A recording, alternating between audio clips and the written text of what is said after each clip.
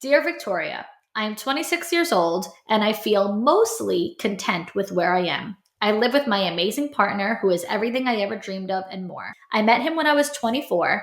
At the time, I had planned on moving to London. However, after I got into a relationship with him, I gave up moving to London to stay and build a life with him.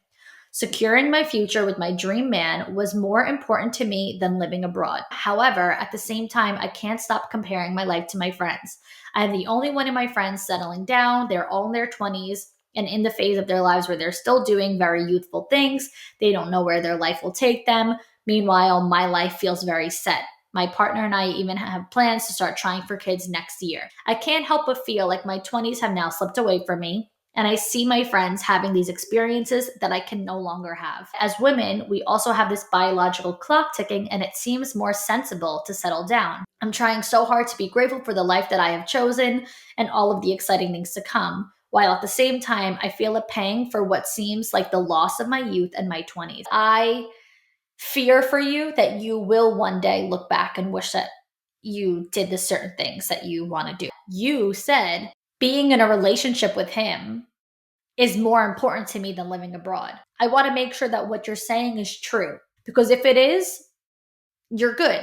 But if it's not, then it's time that you actually reflect. When you keep looking at your friends, I think that this is a matter of shiny object syndrome and thinking that the grass is greener on the other side. And the truth is, it's not. Focus more on what you do have rather than on what you don't have. You address that you have all of the positives, but every single time that you address the positive, you're also like, but however, and once you start throwing out the buts and howevers, it tells me that you're not 100% satisfied. Because of that, I do think that you maybe should not rush into trying to have kids next year just because of a biological clock. You don't just settle down because of logistics. You don't just settle down because it seems sensible. You settle down because it's 100% what you want, 100% certainty of like, this is my time to do this. Let's say that you gave yourself 2 more years. You chilled out and said, you know what?